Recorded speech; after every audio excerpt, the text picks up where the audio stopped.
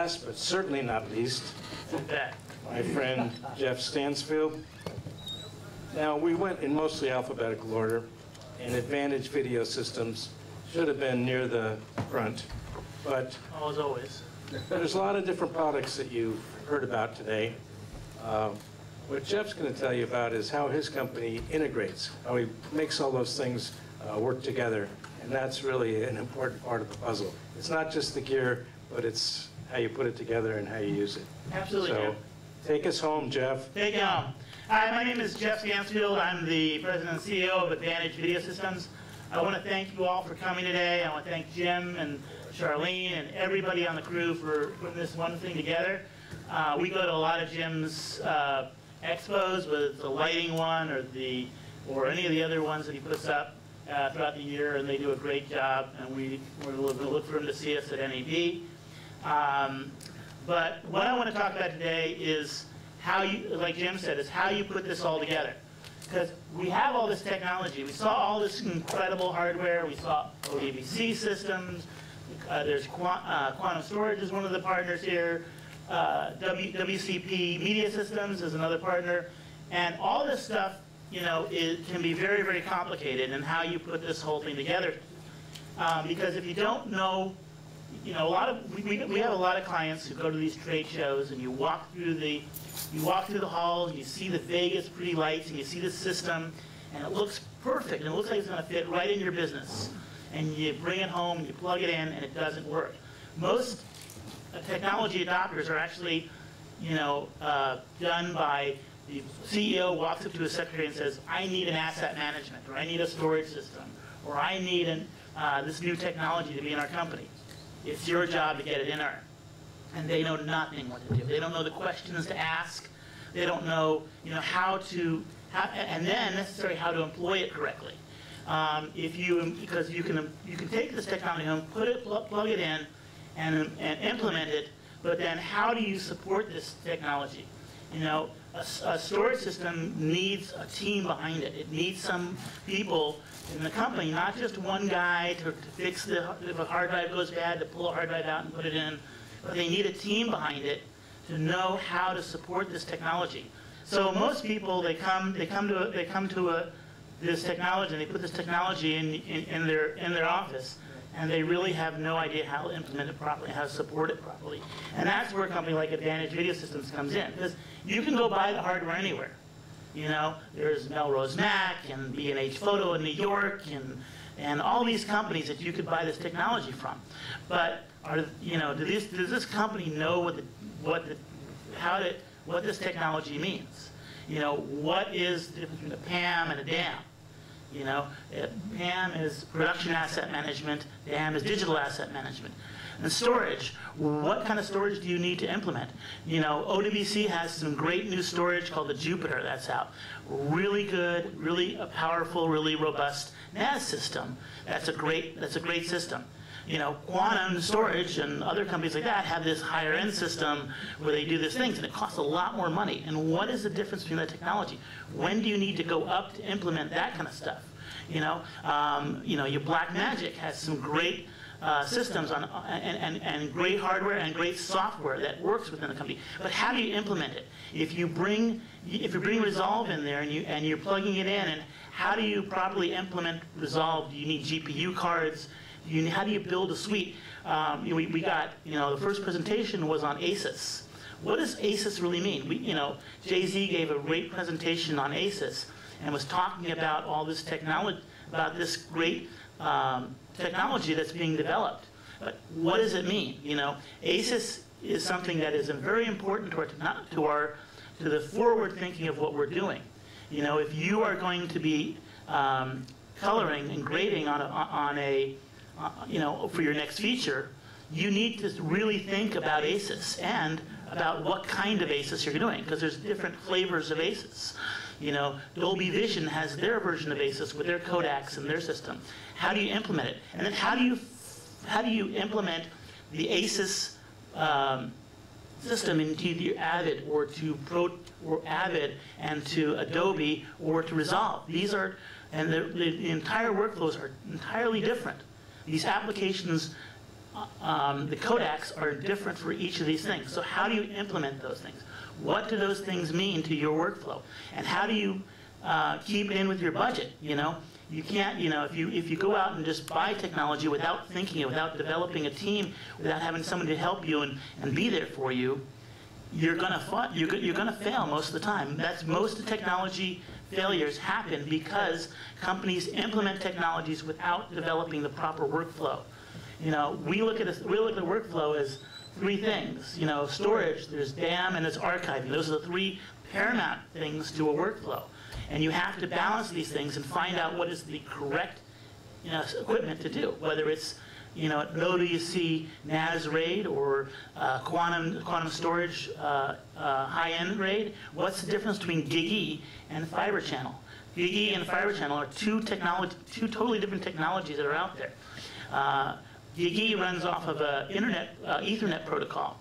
Ethernet protocol, you know, is a great protocol because it's less expensive because you don't have to buy high-end clients and you don't have to buy high-end cards and all that stuff. But the Ethernet carries a lot of management and a lot of data things on the same pipeline as your video data. So is that, you know, whereas fiber channel is more expensive, but it breaks away all the management and all the other things, and your video data is on its own channel, and it's actually much faster. So like an 8 gig fiber channel is faster than a 10 gig Ethernet, because a 10 gig Ethernet is 10 gig both ways, while as an 8 gig fiber is 8 gig one way and 8 gig the other way, instead of 10 gigs for both ways. So, you know, you could, if you're getting a whole bunch of traffic in, that means you could be limited all the way down to 2 gigs or 3 gigs or most 5 gigs. Whereas, you know, so a lot of this stuff is things that you need to think. You need someone who has experience, who has the knowledge to understand these things. I have spent, my business is 17 years, it has been around for 17 years. I've been in business in this industry for about 30 years. I'm a broadcast engineer. I study and develop things. We've built over 250 TV stations. We've built numerous amounts of post facilities. So, you know, we've built some of the bigger studios in town, from History Channel and HBO and Fox and BTE, Comcast, Amazon, National Geographic. So we deal with a lot of the big studios, and they come to us because we have the knowledge behind it. You know, Disney has direct buying relationships with a lot of companies, but they come to us, implement these technology systems because we know what we're doing. You know, they also come to us for project systems, you know, and we do a lot of smaller production companies. We don't just deal with the big boys. We deal with some of the smaller post-production companies and production companies out there because we have the ability to understand your needs and to help you. And we're not just there to make a sale, you know. I don't believe in just selling a product. If I did, I'd open an online shopping cart and sit back and just sell you stuff left and right. But we're there to develop relationships with the clients. We offer free 24/7 phone support. You can call me at 2 in the morning, and I get calls all the time. I have clients in England and all that who my 2 in the morning is their, you know, 4 in the afternoon. So and we have clients whose mission critical stuff. You know, when you're a production company, it's a mission critical system that you're designing. You need someone who has the experience, and we also the experience that breaks the barrier of not just, you know, post-production, but we have production engineers, we have motion graphic engineers, so we design some of the big, you know, the technology we provide is, you know, everything from high-end editing systems like this to render farms like this. This is a 1RU render farm with 4 1080 graphics cards and 2 dual 20-core systems. I mean, this is as state-of-the-art as you can get, and this is a rockin' fast render farm system we designed. You know, or you know, whether you want, you know, a good color bay, you know, a DI bay, and what does it take to build a DI bay? And when you have a system, you know, there's a lot of other things you need to think about. Like one of the things that's popular these days is distance-based KVM. Anybody know what a distance-based KVM system is? Okay, I got someone over there. Laura works for me. So a distance-based KVM system is basically, instead of you having an edit bay in, let's say this theater, you had an edit bay in this theater, and it's a DI bay, and you want to screen something in here, and then someone wants to come and edit on this DI bay. Well, how do you do that? Well, you can, if you take all the computers in your office and put them in the machine room, which makes it more secure. So if Disney comes to you and say, I need a secure facility, you can say all our machines are locked up in a machine room, no one can get to them. And in every editing bay, you just have a keyboard, a mouse, and a monitor. And maybe a console like this or a Wacom tablet. And then you can walk up to any computer and say, oh, I want this to be computer 1 or computer 20 or computer 6. And it can become that instantaneously. So it frees you up. It gives you the power to expand out. You know, and these systems are, you know, are what, if you're designing a post facility, this is one of the key features to put in there. And it's very, very popular these days, but it's not popular enough that a lot of people know about it, except for companies like mine who understand the technology and know how to implement it, how to take all these things that we've done, that we can do, and put them all together. It's kind of like baking a cake, a sugar-free, delicious chocolate cake. You got to know how to balance the proper ingredients. If you don't, if you make a cake and don't balance the ingredients, your cake's not going to rise correctly. So when you, in closing, I just want to say that when you're going to think about this technology, the technology costs the same, whether you buy it from me or somebody else. We charge the same price, maybe sometimes cheaper.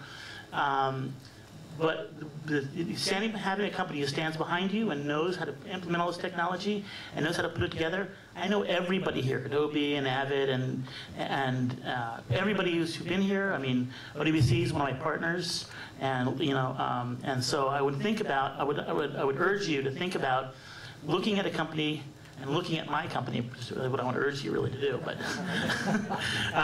but to implement somebody who really knows the technology rather than just going where it may be convenient. Oh, go online and buy from B&H. You know, we offer the same discounts that they do for most of the products, but we offer this support. You know, when you have an asset management system, this is a great asset management system. It's cloud-based asset management. It's going to be the future of what asset management is. You can have it internally, but you also need to have it externally because we don't work in an internal environment anymore. We work in a global environment, and you need to reach out to that. So invest in somebody who knows the technology and is going to be invested in your company. And that's what I want to do. I want to be your partner and your friend, and I want you to be my client because I have no customers, only clients. Thank you very much. Thank you, Jeff.